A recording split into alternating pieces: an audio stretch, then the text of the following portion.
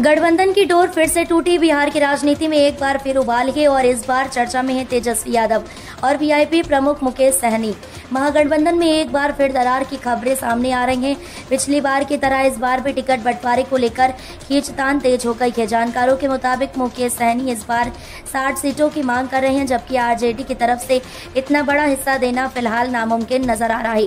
यही वजह है कि गठबंधन का भविष्य अधर में लटका हुआ है। तेजस्वी यादव एक और विपक्ष को एकजुट करने की कोशिश कर रहे हैं, तो वहीं दूसरी तरफ सहयोगी दलों की मनमानी उनके लिए बड़ी परेशानी बनती जा रही है। खासकर मुकेश सहनी, जो खुद को एक्सट्रीमली बैकवर्ड क्लास यानी ईबीसी वोट बैंक का बड़ा नेता मानते हैं, वह कम सीटों पर राजी होने के मूड में नहीं है। पिछला अनुभव और नया तनाव। 2020 के विधानसभा चुनाव में भी मुकेश सहनी और आरजेडी का गठबंधन ऐन मौके पर टूट गया था।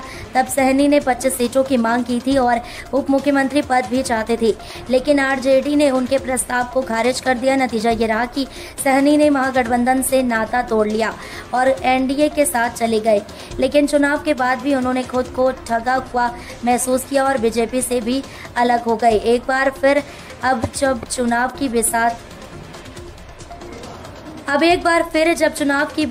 बिछ रही है तो मुकेश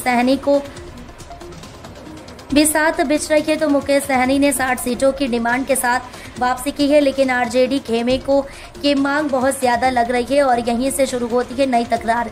तेजस्वी यादव को अब तय करना है कि वो गठबंधन को बनाए रखने के लिए समझौता करें या अपने दम पर चुनावी रणनीति बनाएं।